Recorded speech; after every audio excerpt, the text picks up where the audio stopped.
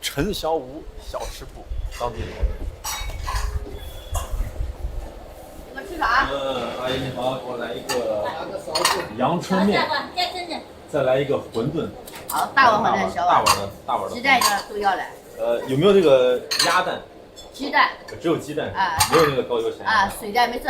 哦，行，给我加个鸡蛋。豆浆，好吧2个人。行，我这还真是水上漂。好，然后要小温打。哎，阿姨，我问一下，你们为啥这个要放在上面？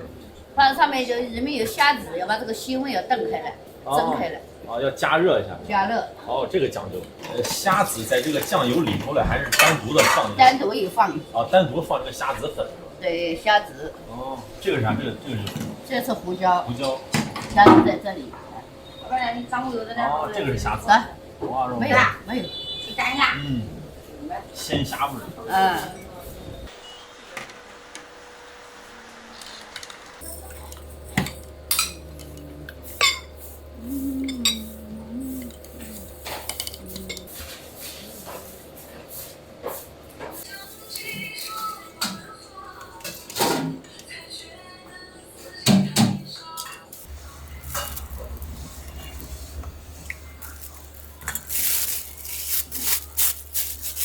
15年不习惯人煮，15年了要你煮。不懂事呢。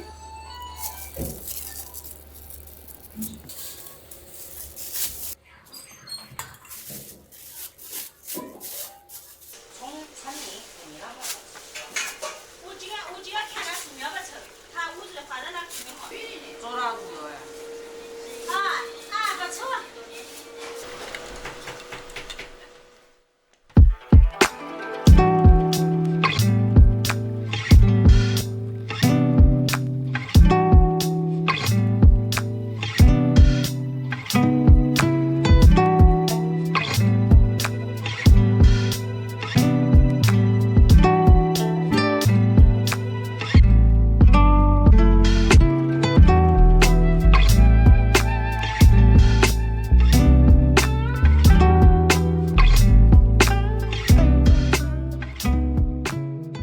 高油阳春面，然后一碗馄饨。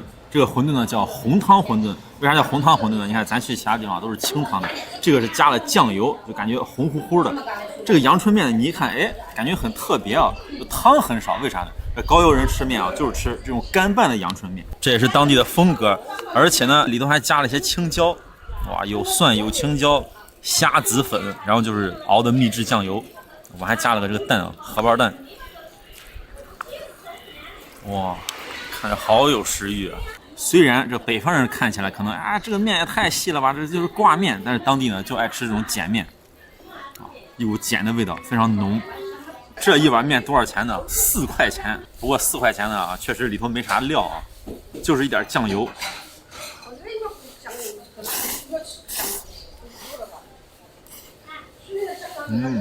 颜色很深，但吃起来呢不是很咸。胡椒味和酱油味是最重的，然后就是虾子的味道，还有这个青椒，经济实惠的一碗面。这个大姐特别有意思啊，一看就是对美食啊很执着的。这个面一上来，赶紧说：“哎呀，小伙子，你别拍了，赶紧吃！”催了我3回，你不拌的话，它就干了说，就不好吃了。你看这底下青椒还不少了。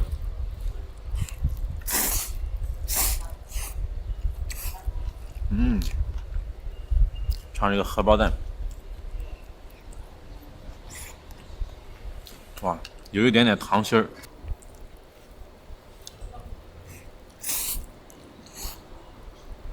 那在江南地区呢，有2个地方做阳春面比较有名，一个就是上海啊，上海阳春面，还有一个呢就是高邮。看着这碗阳春面呢很简单，但是呢国际影响力是相当的大。你在国外啊，如果看见一个中餐厅，你在里头啊，你点一碗什么臊子面啊、牛肉面啊，或者是油泼面啊，都不一定有，但是阳春面呢大概率是有的。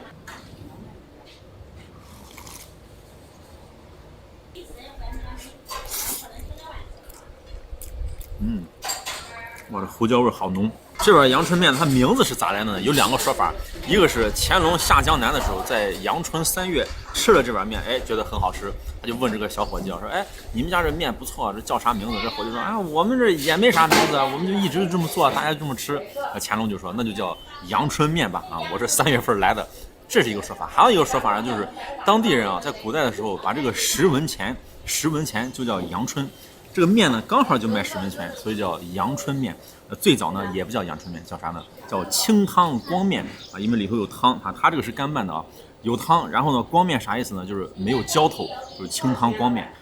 商家不愿意听是吧？你说这个开门做生意的，一来是吧？啊，老板给我来个清汤光面，这个清汤光又是清又是光的，对于这个财运来讲不是很好。这商家都说，哎，这不叫这个名字，咱就叫阳春面，10文钱阳春面。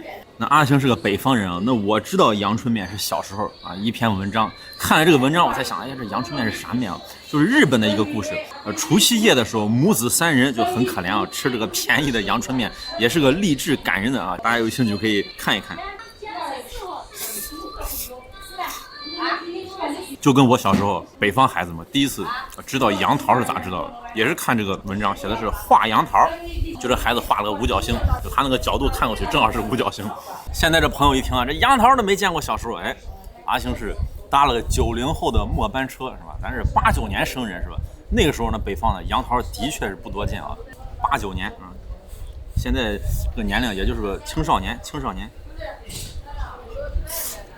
高邮人呢，早上来这么一碗面就是标配，好吃。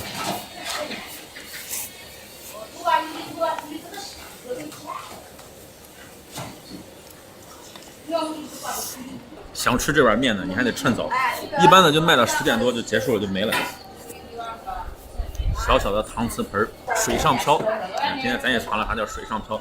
吃完阳春面呢，再尝这个红汤馄饨，这个馄饨也是他家特色，还加了个荷包蛋。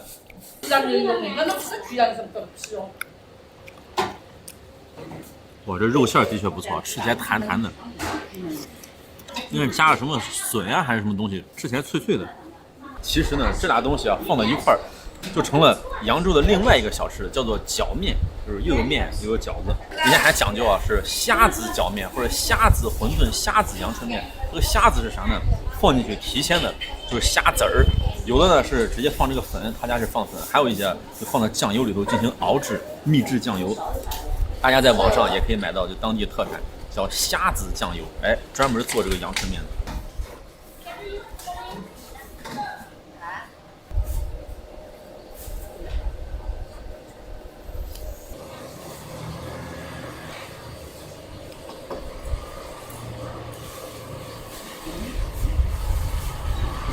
4块钱的阳春面呢，就要开在这种居民区里头，就是街坊邻居来吃。你看没？老楼上面还挂着被单子呀、衣服啊啥的，底下还有腰卖的，这是啥东西？吆喝声是啥？卖啥？听不明白。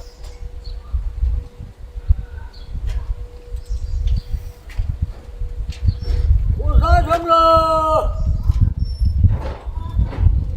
胡纱窗。胡纱窗不，是不是这意思？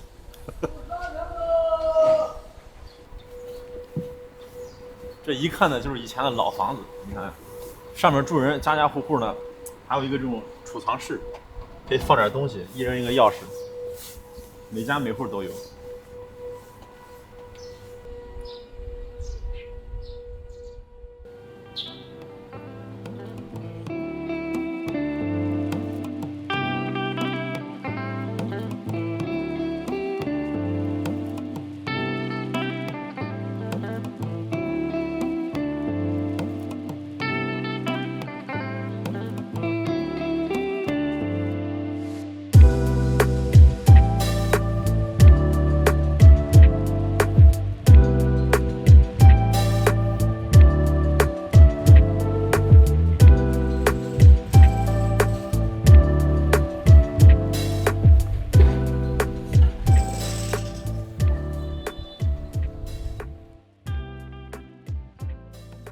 Hello， 大家好，我是阿星，我现在在江苏的高邮。这个高邮呢有一个名人啊，叫做汪曾祺，他是个作家。这儿呢就是汪曾祺的纪念馆，然后拐过来一看，这条街道干啥的都有，都是做小买卖的。这个街道就让我想到这汪曾祺文章里头的这种市井生活啊，他描写了很多啊，就是开店的呀，什么卖艺的呀、打铁的呀、卖米面油的，就这些小人物非常有意思。而且我发现啊，这汪曾祺这个人啊，就特别热爱生活。有句话不是这么说的，想感受这个人间烟火啊，或者是你感觉生活中有了焦虑啊，很烦躁，你就读读汪曾祺。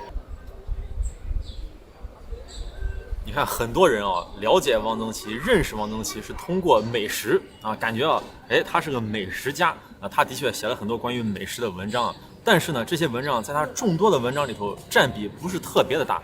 那为啥大家感觉哎他是个美食家呢？甚至啊，现在有人吃奇菜，啥叫奇菜呢？就是汪曾祺爱吃的菜啊，奇宴或者是奇菜，就是因为啊，人家描写这个美食全是活灵活现，当地真正有的东西，比如说这个蒲包肉，比如说汪豆腐。啊，高邮的咸鸭蛋啊，除了美食呢，还有他描写的一些人物也是当地的，比如说哪家店做的豆腐好，哪家的蒲包肉最正宗，哎，他都有涉及，都有写到。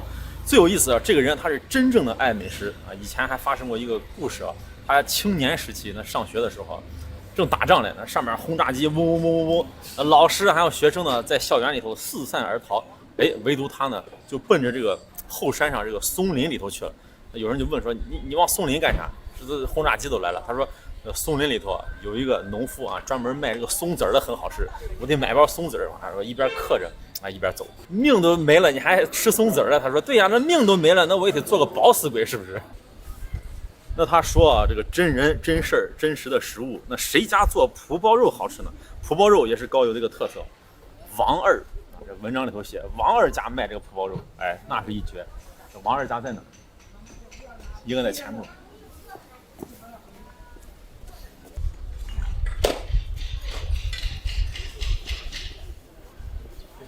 香油2次蒲包肉，5块钱一个是吧？给我来上3个吧。我切一下。我拿着看一下啊，这个。哦，这是空的是吧？啥叫蒲包肉呢？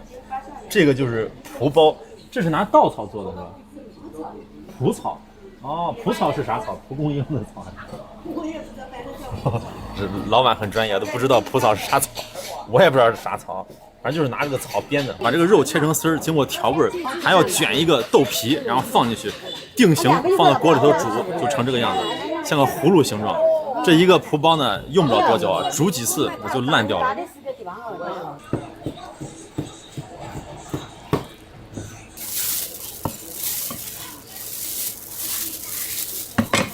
看一下这个蒲包肉都切成片了，感觉看起来啊有点像镇江的这个小肉，其实呢就是火腿肠或者是午餐肉。哇，这个味道太熟悉了，感觉很多地方都有这种东西，就类似的这种味道。哎，这个味道让我想起来陕西的这个让河。这个纪念馆一进来呢，就是巨幅汪老的像。这个纪念馆是我见过最讲究的，你看一进来啊，还要穿鞋套，怕给它弄脏了。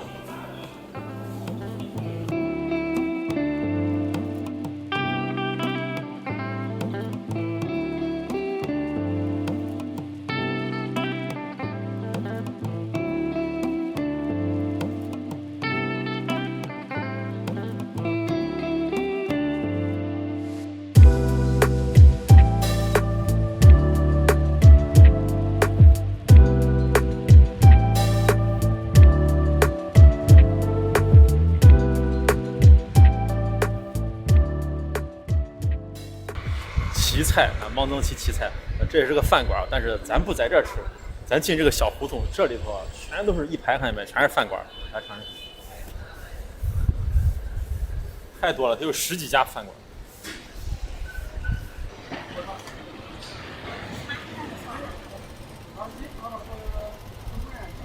这有点选择困难症，来吃这个望月饭店。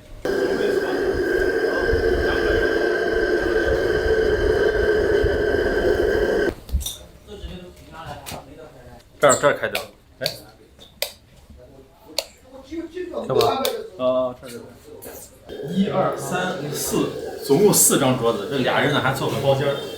先点一个汪豆腐，来这必吃的啊，然后油焖蚕豆，我看是咱家特色菜，锅巴腰片儿，然后再点一个昂刺鱼臭豆腐，这4个菜就够了，全是地道的高油菜。我能吃。一下，就是手饭。天天媳妇啊，这之间的事，我指的就是他。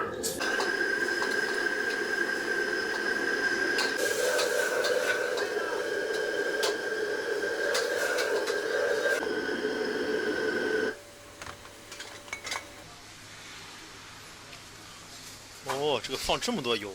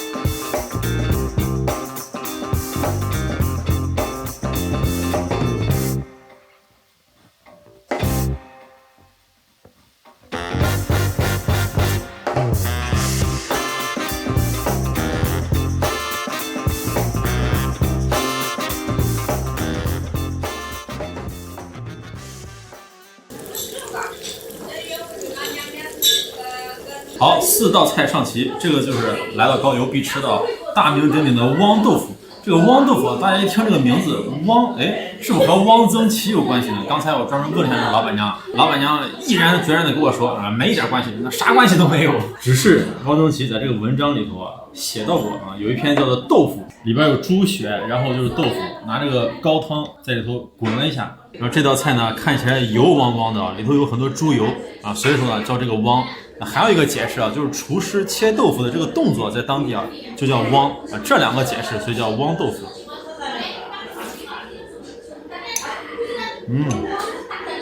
啊，好香啊！吃起来有点像豆腐脑，但是呢比豆腐脑硬一点，然后很鲜。我特意看了一下，这个厨师给里头浇了很多高汤，这个高汤呢就在一个小锅里头炖的，里头有骨头啊、肉皮啥的。这个菜呢里头有血，但是血的比例非常的少，就是零星的一点点，不错。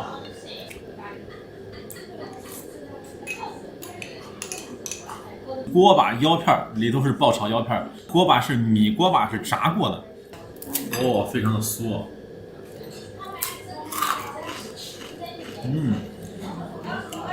像小零食一样，掰这么一片儿。来个腰花，你看这会吃不会吃？这才叫锅巴腰片。这个腰片一吃就很下饭那个口味儿，咱还得盖饭。而且这个腰花呢，口感很嫩，也不腥。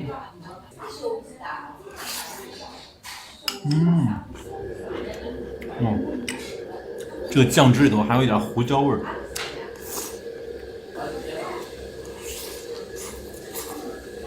来到高邮吃米饭或者是喝粥啊，高邮的咸鸭蛋那是必不可少。当地人一般吃这个鸭蛋就是把它从中间劈开分开。不过呢，这个鸭蛋这油算少的啊。哇，又咸又香。鸭蛋拌饭，这就是老高邮人的日常饮食。这个高邮咸鸭蛋为啥出名呢？汪曾祺汪老写的这个端午的鸭蛋，很多读者看完之后就来到这儿呢，必打卡，都要尝一尝，味道还是不错。讲到这个高邮的咸鸭蛋，就觉得哎，这一个咸鸭蛋这有啥吃的？这天南海北哪儿没有？哎，我跟你讲，他这儿呢还确实是有讲究，这个做法有讲究，古法腌制。怎么腌制呢？咱一般腌啊都是拿这个生鸭蛋直接放到盐水里头。人家啊是生鸭蛋放到这个黄泥里头，而且是加了盐的黄泥，然后腌个几10天以后，再滚一层草木灰，这个草木灰呢也是加了盐的，所以这种古法腌制这个味道就很特别。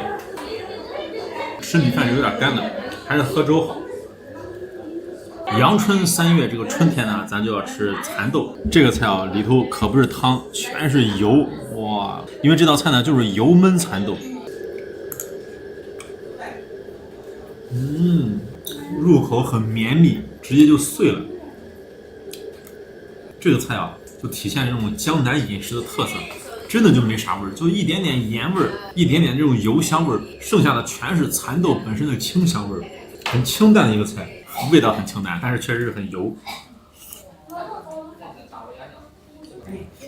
昂刺鱼臭豆腐，刚才这个老板娘呢特意给我说了一下，她家这个昂刺鱼呢是野生的昂刺鱼，这个昂刺鱼呢还有另外一个名字，就是黄辣丁。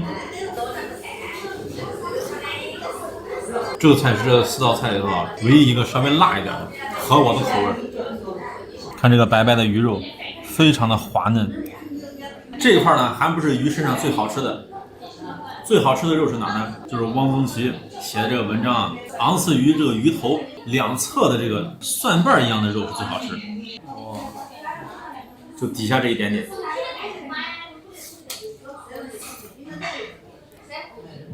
你说他真是会吃啊！为啥这块好吃呢？既有这种滑嫩的肉，还有呢一点点这种鱼油在里头，就非常的香。这个昂刺鱼呢，本地啊也叫昂螭鱼或者是黄鳝鱼。这个鱼我是比较爱吃的，因为它这个味道特别鲜。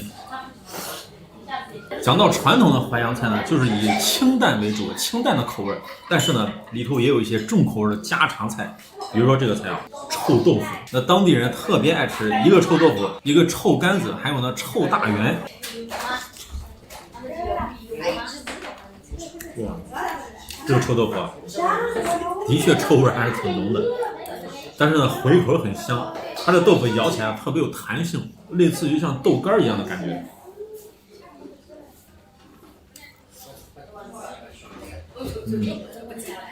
臭豆腐这个东西啊，这越吃越上头，越吃越上瘾，就停不下来。哇，这个口味的确还挺重的。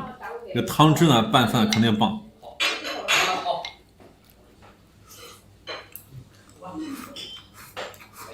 鱼汤拌饭，不过是臭臭的鱼汤拌饭。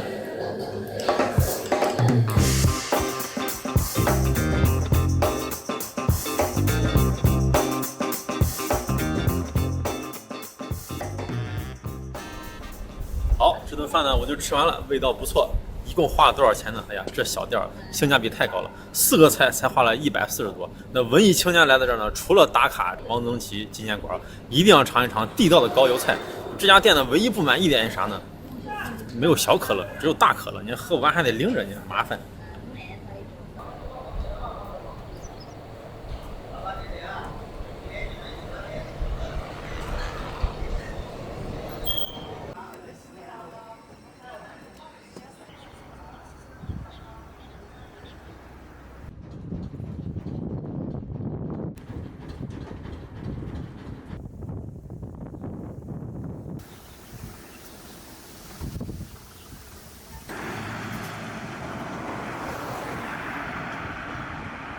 高邮这个名字是咋来的呢？因为里头有个邮啊，就是邮局的这个邮。确实啊，古代的时候这里就有游艺文化。我身后就是虞城驿，这个驿呢就是驿站游艺啊。这个虞城就是古代的时候高邮就叫虞城。虞城这名字是咋来的呢？这都讲到高邮一个名人，北宋的文学家叫秦少游。这个秦少游呢说过一句话：“吾城如覆鱼”，啥意思？就是我的家乡啊，从空中往下看啊，像翻过来的一个鱼一样。我就琢磨着，这古代也没飞机啊，他是咋看的啊？可能是玩这个无人机啊。为啥古代这儿会作为驿站呢？看这里啊，京杭大运河，水运非常的发达。然后高邮这个地方呢，是连接南北，南来的北往的美国的香港呢，不仅是货物集散，还是人员交汇，都要来到这儿。哎，我就在想，为啥这地方老出这文化人，出文人呢？你像现代就是汪曾祺，那古代呢，文天祥在这待了很多年，然后还有蒲松龄写《聊斋志异》啊，就在这虞城驿里上班啊，职位应该不高啊，天天把这苦闷写在这些神啊鬼啊怪啊这里头。为啥出文人呢？你想这地方成天有新鲜的事物、新鲜的东西、新鲜的人，那很多人啊把不同的文化带到这儿，那这些人呢就接触了新鲜东西，哎，就创作这个思维很活跃，